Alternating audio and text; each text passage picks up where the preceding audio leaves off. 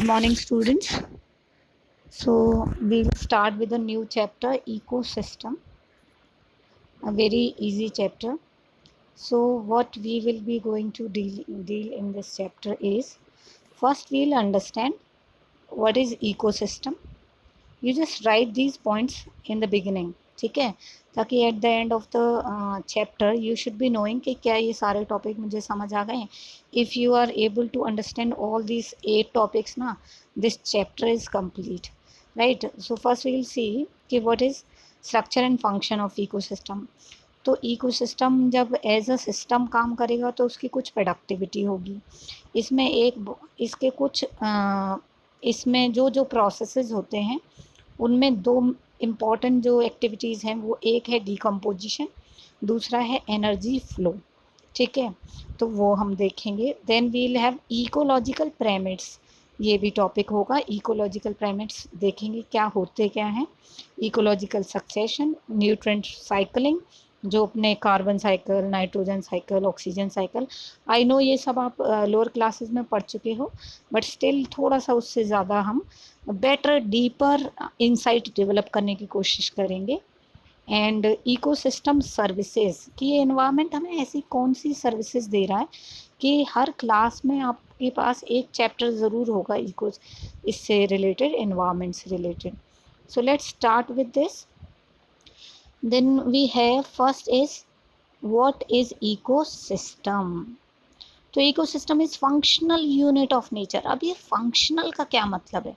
जैसे देखो, अगर आपने कभी कोई टॉय देखा हो तो कई कुछ टॉय ऐसे होते हैं कि ना वो बस बच्चे के सामने रख देते हैं, दैट इज़ इट. ठीक है, कुछ में आप देखोगे वो चल रहे हैं या मूव कर रहे हैं, आवाज़ें कर रहे हैं, तो कहीं ना कहीं वो एक रोल प्ले करते हैं. तो ऐसे ही नेचर में ये जो आपकी पूरी नेचर है उस वो डिवाइडेड है. उसकी जो यूनिट्स हैं, छोटी छोटी यूनिट्स जिनसे नेचर बनी है, जो असल में नेचर का काम कर रहे हैं, वो यूनिट्स हैं इकोसिस्टम. तो इकोसिस्टम कहते किसे हैं? इकोसिस्टम आप बोलते हो व्हेन लिविंग ऑर्गेनिज्म प्लस, आप इसको लिख सकते हो लिविंग ऑर्गेनिज्म प्लस एनवायरनमेंट. तो जो लिविंग ऑर्गेनिज्म है अपने एनवायरनमेंट के साथ जब इंटरेक्ट करता है, उस यूनिट को हम इकोसिस्टम कह सकते हैं. तो ये इकोसिस्टम जिसमें ऑर्गेनिज्म अपने एनवायरनमेंट के साथ इंटरेक्ट कर रहा हो उसे इकोसिस्टम कहोगे. ये साइज में अलग अलग हो सकता है. एक पॉन्ड का एग्जाम्पल लेते हैं. पॉन्ड जो है उसमें आप देखो फिश भी हैं, इंसेक्ट्स भी हैं, फ्रॉग हैं, स्नेक हैं, छोटे छोटे और इंसेक्ट्स हैं. और अब दूसरा देखते हैं, वाटर है, वाटर में ऑक्सीजन है. ठीक है, और वाटर के ऊपर एयर है, उसमें अंदर प्लांट्स वगैरह हैं. तो ये ऑर्गेनिज्म आपस में एक दूसरे से इंटरेक्ट कर रहे हैं, ऑक्सीजन ले रहे हैं, CO2 छोड़ भी रहे होंगे. ठीक है, प्लांट ऑक्सीजन दे भी रहे होंगे, और इनका जो टेम्परेचर वगैरह है उसके हिसाब से भी इन्वायरमेंट के साथ रिस्पॉन्ड कर रहे हैं. तो पॉन्ड एक ऐसी यूनिट है जो फंक्शनल हो गई. कैसे फंक्शनल हो गई कि ये इकोसिस्टम में, यानी ये जो तुम्हारे लिविंग ऑर्गेनिज्म है वो इन्वायरमेंट से कुछ ले रहा है और इन रिटर्न इन्वायरमेंट को कुछ दे रहा है. तो दोनों आपस में क्या कर रहे हैं? इंटरेक्ट. जैसे मैं आपसे इंटरेक्ट कर रही हूँ, मैं आपको बात बता रही हूँ और आप भी मुझे इंटरेक्ट करके वो कुछ करते हो, बताते हो कि क्या कुछ आपने पढ़ा, ये सब. तो ये हम दोनों इंटरेक्ट कर रहे हैं. ऐसे ही इकोसिस्टम के साथ जब जब इन्वायरमेंट के साथ आप इंटरेक्ट करो, आपसे मतलब मेरा हमेशा लिविंग से होता है. लिविंग प्लस एनवायरनमेंट जब एक दूसरे के साथ इंटरेक्ट करता है, ठीक है, इसी को हम कह देते हैं इको सिस्टम. आप एक बॉक्स बनाएंगे, एक बॉक्स बनाएंगे, उसमें एक साइड लिखेंगे लिविंग ऑर्गेनिज्म, दूसरी साइड लिखेंगे एनवायरनमेंट. ठीक है, अब एक ऐसे, जैसे मैं हमेशा सर्कल्स में एरो नहीं डलवाती हूँ सर्कल बनाते हुए, तो आप सर्कल बनाते हुए ऑर्गेनिज्म से उसकी तरफ, एनवायरनमेंट की तरफ सर्कल बनाओ. तो ऑर्गेनिज्म से एनवायरनमेंट में क्या जाता है? ऑर्गेनिज्म से एनवायरनमेंट में हो सकता है ऑक्सीजन जा रही हो, गैसेस जा रही हो, ठीक है, और न्यूट्रिएंट्स जा रहे हो, ठीक है, एंड एनर्जी जा रही हो. अब दूसरा नीचे की तरफ से एरो बनाओगे, जो आएगा आपका एनवायरनमेंट से किस तरफ आ रहा होगा? लिविंग की तरफ। उसमें भी आप लिखो लिविंग, आपको इन्वायरमेंट से एनर्जी मिल रही है, आपको इन्वायरमेंट से ऑक्सीजन मिल रही है, आपको इन्वायरमेंट से फूड मिल रहा है, ये सब 2-3 चीज़ें आप लिख दोगे तो देख रहे हो दोनों एक दूसरे से इंटरेक्ट कर रहे हैं। अब क्या लिविंग लिविंग से इंटरेक्ट नहीं कर रहा होगा? ये तो सवाल ही नहीं है कि वो दोनों इंटरेक्ट नहीं करेंगे। हम प्लांट्स को खाते हैं, प्लांट से ऑक्सीजन लेते हैं, कोई और ऑर्गेनिज्म किसी एनिमल को खा रहा है, तो आपस में लिविंग तो बिल्कुल क्लियर है, जाहिर है कि इंटरेक्ट करते हैं। तो मैं आपको बहुत क्लियरली अच्छे से बता रही हूँ व्हाट इज इको सिस्टम। ठीक है, नाउ यू सी इकोसिस्टम जो है इनका साइज वेरी होते हैं। जैसे मैंने पॉन्ड लिया, एक इकोसिस्टम है, फॉरेस्ट एक इकोसिस्टम है, सी एक इकोसिस्टम है। तो भाई इसमें कुछ बाउंड्री भी होनी चाहिए। ऐसे आप अगर कहो अर्थ एक इकोसिस्टम है, क्या ये कहा जा सकता है पूरी अर्थ एक इकोसिस्टम है? हाँ, पूरी अर्थ एक इकोसिस्टम है, क्योंकि आप एनवायरमेंट और प्लस लिविंग को ले रहे हो, राइट? तो हम चाहें पर ये एक बड़ा इकोसिस्टम है। अब एक्चुअल में देखा जाए जो अपने आप में सफिशिएंट हो जाए वही इकोसिस्टम है। तो पॉन्ड जो है लिविंग प्लस एनवायरनमेंट दोनों एक दूसरे के साथ इंटरेक्ट करके एक दूसरे में ही वो सफिशिएंट हो गए हैं, इसलिए एनवायरनमेंट ये जो पॉन्ड है वो भी एक इकोसिस्टम है। अब आपको मैं एक क्वेश्चन दे रही हूँ और आप लोग याद भी रखेंगे। आप मुझे बताएंगे कि एक्वेरियम जो होते हैं, घरों में जो एक्वेरियम रखे होते हैं, क्या वो इकोसिस्टम है या नहीं? So let's move to next, वो आप बताएंगे मुझे। देन अब जाहिर सी बात है इकोसिस्टम इन्वायरमेंट का एक सिस्टम, तो ये इतना सिंपल तो होगा नहीं, जाहिर सी बात है ये बहुत कॉम्प्लेक्स होगा।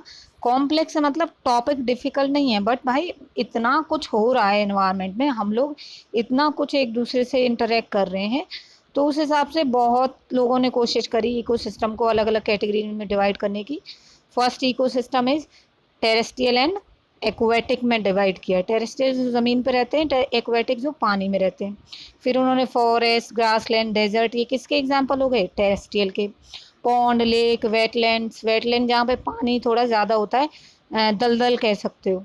रिवर, एस्चुरीज, एस्चुरीज भी कुछ इस तरीके की होती हैं। एस्चुरी ये होती है जहाँ पर नदियाँ समुंदर से मिलती हैं, वहाँ पर क्या होता है बीच बीच में ना ज़मीन भी होती है, काफ़ी ज़्यादा दलदली सा एरिया बन जाता है। बस वो एस्चुरी और वेटलैंड में क्या डिफरेंस है? वेटलैंड मतलब जहाँ पर ज़मीन में एज सच पानी ज़्यादा होता है, ठीक है। एस्चुरी मतलब जहाँ नदियाँ एंड में सी में मिलती हैं, तो वो छोटी छोटी स्ट्रीम में डिवाइड हो जाती है, नहरों में। तो बीच में जो एरिया रह जाता है जहाँ ज़मीन में बहुत ज़्यादा पानी है, हम उसे ही एस्चुरी बोल देते हैं। तो ये सब क्या है? इकोसिस्टम है। अच्छा, जो खेत होते हैं, क्रॉप फील्ड, वो इकोसिस्टम है, क्योंकि भाई उसमें प्लांट्स भी हैं और एनिमल्स भी एनवायरनमेंट के साथ इंटरेक्ट कर रहे हैं। एक्वेरियम भी इकोसिस्टम है, बट वो दोनों एक्वेरियम और क्रॉप फील्ड जो है मैन मेड इकोसिस्टम है। तो पहले आपको ये समझाया गया है कि इकोसिस्टम होता क्या है, ठीक है।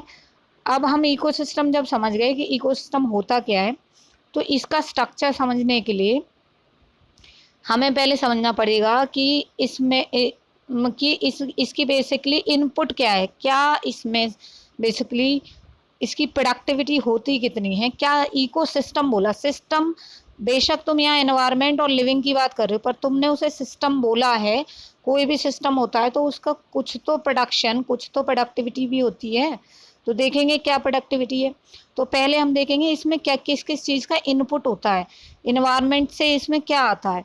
दूसरा देखेंगे ट्रांसफ़र ऑफ एनर्जी कैसे होता है, न्यूट्रिएंट्स कैसे होता है, इसमें जो मटेरियल पड़े हुए हैं उनका डिग्रेडेशन कैसे होता है। तो डिफरेंट डिफरेंट फॉर्म में आप इसको पढ़ोगे, रिलेशनशिप को पढ़ोगे, ठीक है। तो मैं इस पर्टिकुलर वीडियो में आपको इकोसिस्टम का स्ट्रक्चर और फंक्शन ही डील करने वाली हूँ।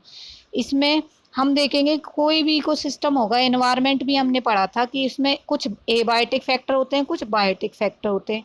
एबायोटिक मीन्स नहीं, नो लाइफ। जो फिजिकल फैक्टर हैं उनको, जो फिजिकल घटक हैं, फैक्टर्स हैं, उनको हम कह देते हैं एबायोटिक फैक्टर। और जो लिविंग हैं, जो सजीव हैं, वो सब फैक्टर्स, वो सारे घटक कहे जाएंगे बायोटिक, ठीक है। तो बायोटिक और एबायोटिक जो कंपोनेंट्स हैं उनमें आपस में भाई इंटरेक्शन होना है। अब आप इंटरेक्शन का मतलब ये तो नहीं कि आप हवा से बातें करोगे, नहीं, हवा से आप ऑक्सीजन ले रहे हो, आपने उससे ऑक्सीजन ली तो आपने कहीं ना कहीं उससे इंटरेक्ट कर दिया, ठीक है। तो हम देखते हैं कि जब भी कोई भी इकोसिस्टम में प्लांट्स और एनिमल्स होते हैं, ठीक है, तो आप देखोगे कि वर्टिकल डिस्ट्रीब्यूशन होता है, vertical distribution of different species. जैसे एग्जाम्पल लेते हैं, ट्री की कैनपी है, आप ना कभी अपने घर की छत से खड़े होके देखना, तो आपको ना जो कहीं पर अगर पेड़ दिखाई देंगे तो आपको लगेगा पहले कुछ छोटे छोटे छोटे छोटे पेड़ हैं, फिर उसके बाद थोड़े उससे बड़े, थोड़े उससे बड़े, ऐसे ही फॉरेस्ट वगैरह में होता है। तो ऐसा लगता है जैसे ना लेयर्स बटी हुई हैं। तो ये जो वर्टिकल लेयर्स होती हैं फॉरेस्ट में, हर लेवल को बोला जाता है स्टेटा। क्या बोलते हैं? स्टेटा। तो ऐसे ट्रीज के होने की वजह से किसी भी इकोसिस्टम में लेयर्स जैसा जो स्ट्रक्चर बन जाता है, इसी को कहते हैं स्ट्रेटिफिकेशन। तो फॉरेस्ट में सबसे नीचे झाड़ियाँ होती हैं, सबसे नीचे हर्ब्स होते हैं छोटे छोटे, फिर श्रब्स होते हैं, झाड़ियाँ होती हैं, फिर थोड़ी बड़ी ग्रासेज या ट्री होंगे, फिर और बड़े और बड़े, ठीक है। इस चीज़ को कहते हैं स्ट्रेटिफिकेशन। तो इकोसिस्टम को अगर तुम्हें पढ़ना है, उसके कंपोनेंट्स को, उसके पार्ट्स को पढ़ना है, तो आपको अगर उसको पढ़ना है तो आपको 4 मेजर पॉइंट्स को पढ़ना होगा कि एक इकोसिस्टम की क्या प्रोडक्टिविटी होती है, इकोसिस्टम में कैसे जो जो भी कुछ वेस्ट है, जो कुछ भी मटेरियल पड़ा है वो डिकम्पोज होता है, और आपस में एनर्जी कैसे फ्लो करती है। मतलब तुम समझना, तुमने एक प्लांट खाया, तुम्हें उससे फूड मिला, तो तुमने एक तरीके से एनवायरनमेंट से क्या ले ली? एनर्जी ले ली। अब तुम्हें कोई खा लेगा तो तुमसे उसको एनर्जी मिल जाएगी। तो एनर्जी का फ्लो भी देखना है। और जब तुम किसी की भी बॉडी ज़मीन में पड़ी रहती है, प्लांट हो, एनिमल हो, तुम हो, कोई भी हो, उसमें से जब वो मटेरियल टूटता है तो डिकम्पोजिशन होता है। अब जब डिकम्पोजिशन होगा तो तुम्हारी बॉडी में जो न्यूट्रिएंट्स हैं, प्लांट की बॉडी में जो न्यूट्रिएंट्स हैं, एनिमल की बॉडी में जो न्यूट्रिएंट्स हैं, वो सब फिर से कहाँ चले जाएंगे? ज़मीन में। अब तुम सोचो, किसी एनिमल की बॉडी ज़मीन में डिकम्पोज हुई और वहीं पर कोई प्लांट लग गया। अब सुनना, उस एनिमल की बॉडी में से न्यूट्रिएंट ज़मीन में आया था, ठीक है, और फिर वहाँ जो प्लांट लगा उसने वो न्यूट्रिएंट खा लिया, ठीक है। अब उस प्लांट को किसी और एनिमल ने खा लिया। तो एनिमल से शुरू हुआ था, एनिमल से न्यूट्रिएंट ज़मीन में आया, न्यूट्रिएंट फिर प्लांट की बॉडी में गया और प्लांट को किसी और एनिमल ने खा लिया। तो यही चीज़ तो सर्कल होती है, यही तो साइकिल होता है। तो न्यूट्रिएंट साइकिलिंग ये चीज़ होगी, ठीक है। आई होप कि आप सब इसको एक एक पॉइंट को आप सही से समझ पाएंगे। That's why I am saying कि मैं एक एक चीज़ इस बुक की एक्सप्लेन कर रही हूँ। तो अब ये एक और चीज़ समझो, मैं बार बार कह रही हूँ कि ऐसे तो हम पूरी अर्थ को ही कह देंगे, बिल्कुल कह सकते हैं, पर एक छोटे से पॉन्ड को, एक छोटे से एक्वेरियम को भी आप इकोसिस्टम कह रहे हैं। तो इसमें एक बहुत इम्पोर्टेंट शब्द है, वो है सेल्फ सस्टेनेबल। कि उसको वो एक ऐसी यूनिट है जिसे बाहर के किसी, ये जो मैं शब्द है इस पर बार बार फोकस कर रही हूँ, सेल्फ सस्टेनेबल, उसे बाहर से कोई और नहीं चाहिए, वो अपने आप में ही कंप्लीट है, ठीक है। तो ऐसे देखोगे, जैसे आप एग्जाम्पल ले लोगे किसका, एक्वेटिक में हम एग्जाम्पल लेंगे पौंड का। तो पौंड में देखो क्या क्या चीज़ें एबायोटिक हैं और क्या क्या बायोटिक हैं, आप इसको पढ़ोगे और लिख भी लोगे। इसमें शुरुआत होगी किससे? शुरुआत होगी आपके फाइटोप्लैंक्टन से, क्योंकि फाइटो मतलब प्लांट, प्लैंक्टन जो माइक्रोस्कोपिक प्लांट्स होते हैं, माइक्रोस्कोपिक प्लांट, उनको फाइटोप्लैंक्टन्स कहते हैं। वो तुम्हें दिखेंगे नहीं, एल्गी और फ्लोटिंग सबमर्ज जो मार्जिनल वगैरह प्लांट्स होते हैं वो, वहाँ से शुरुआत हुई। फाइटोप्लैंक्टन को जू प्लैंक्टन खाएगा, जू प्लैंक्टन को थोड़े बड़ी फिश वगैरह खा लेंगी, फिर ऐसे करके दूसरे ऑर्गेनिज्म एक दूसरे को खाते हैं। अब इसी में एनर्जी भी ट्रांसफ़र होती है, न्यूट्रिएंट भी ट्रांसफ़र होते हैं, एंड ये भी व्हाट वी कॉल न्यूट्रिएंट से एनर्जी एंड मास का फ्लो हो गया। मास मतलब उनकी बॉडी में से जो बायोलॉजिकल मटेरियल था एक दूसरे की बॉडी में जा रहा है, ठीक है। तो एक होता है ऑटोट्रॉफ जो अपना फूड खुद बना सकता है, जैसे प्लांट्स फाइटोप्लैंक्टन्स। एक होते हैं हेटेरोट्रॉफ्स, वो अपना फूड खुद नहीं बना सकते, वो दूसरों पर डिपेंडेंट होते हैं। इसमें एक टर्म आ रहा है मिनरलाइजेशन, जब पढ़ोगे। मिनरलाइजेशन का मतलब होता है किसी की बॉडी का डिकम्पोज हो जाए और उसमें से मिनरल्स रिलीज हो जाएं, इसी चीज़ को कहते हैं मिनरलाइजेशन। अब मैंने आपको जो बताया है अभी तक, structure and function of ecosystem बताया है, so you just complete with it. Take care.